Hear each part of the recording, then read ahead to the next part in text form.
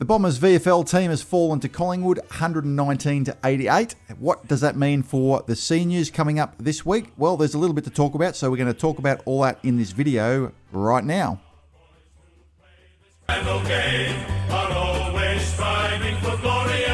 So for the second week in a row, Essendon was playing at Port Melbourne on prime time, VFL prime time on a Saturday night. And the match is noteworthy pretty much for who's not playing as well as who's playing. Elijah Tsatas was named in the team initially, but he's not playing. So that really tells you that he should be playing in the seniors this week.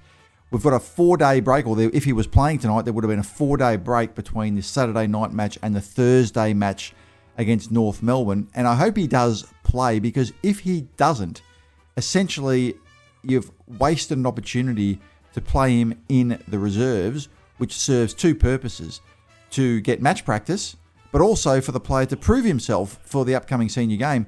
And how can he prove himself for the senior game if you pull him out of the reserves team with the intention of playing in the seniors and then don't play him in the seniors?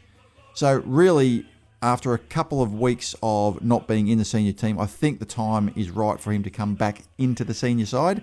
There is really no point, I think. What do you guys think? I'd like to see what you think in the comments, but I don't see any purpose at all in pulling him out of the reserves team and then not playing him in the seniors. How can he prove himself? He had 31 disposals, 16 clearances in his previous match in the twos, and he hasn't had the opportunity tonight. So hopefully that means he will return to senior action against North Melbourne. We'll see. We just don't know. Selection can be a bit dodgy for Essendon, as we know. But anyway, he didn't play. The other person didn't play was Laverty, because he is serving a suspension because he thumped someone last week. So he wasn't playing either. So going through some of the players, Zak Johnson had 33 disposals and he looked as silky as ever. Late pick in the draft. I really hope he gets a spot in the seniors by the end of the year.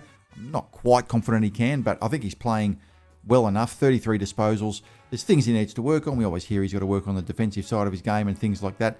But he's got all the skills, and I think that's his biggest disposal total at this level. So that's an encouraging sign for him. He had 119 fantasy points, if you think that's relevant. You can see him here in the footage kicking his first ever goal, and it was a really nice one too. Vigo Visentini, the young ruckman for the Bombers, had 21 disposals, 27 hitouts.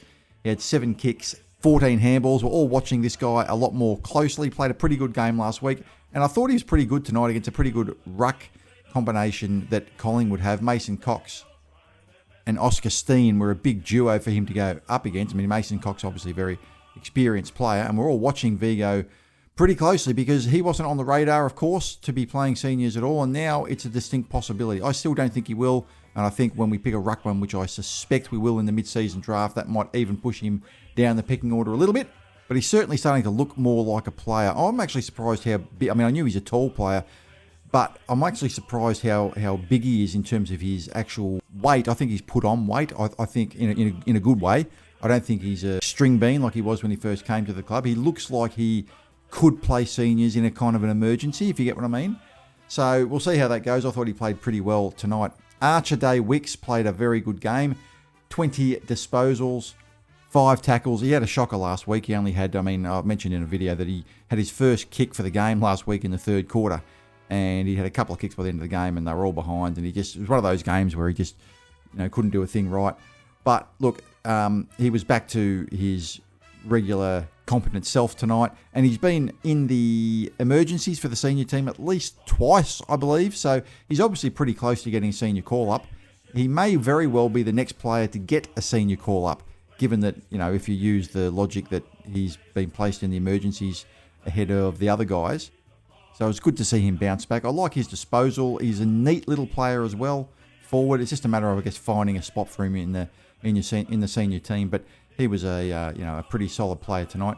Jaden Nguyen, 19 disposals, 3 tackles, 3 clearances, busy kind of player. Something always seems to happen when he's around the ball, that's what I've noticed.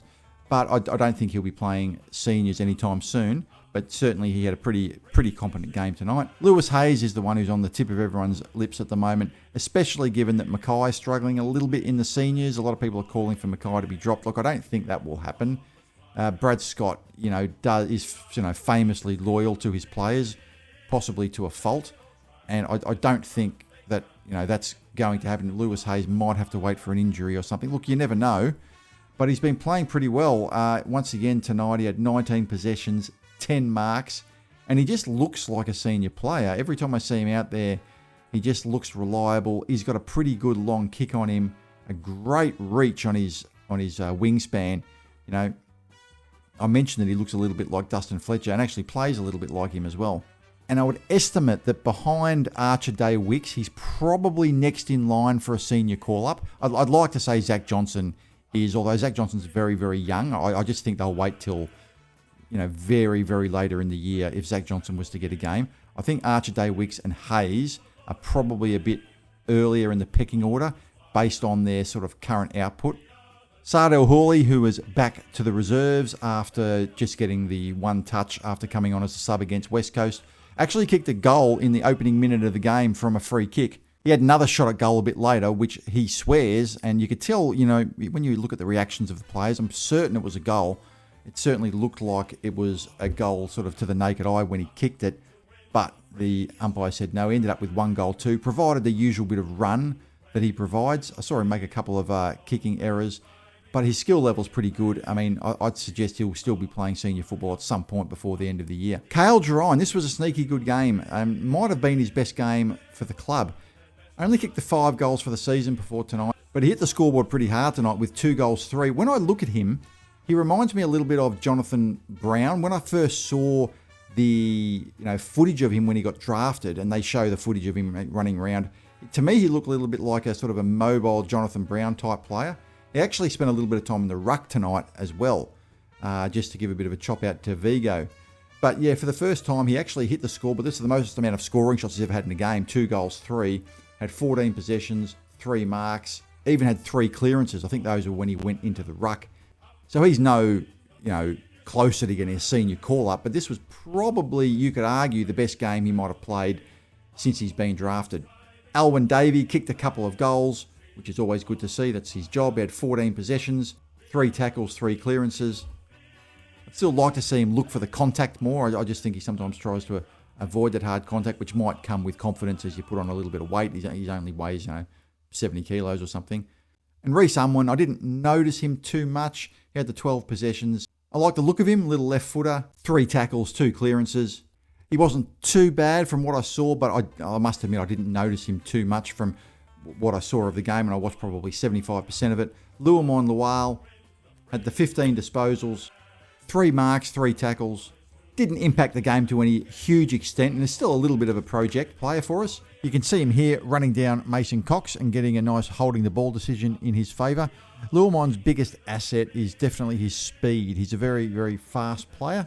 Not that running down Mason Cox should be that difficult, but that's his strength. But in the end, the team was a little bit undermanned, especially with Laverty and Tsatas out, and Collingwood was able to win by about 5 goals. These matches obviously are not really about the result, unless you do follow the VFL and you follow the results of it. It's really just about who's playing and what their prospects are for getting into the senior team.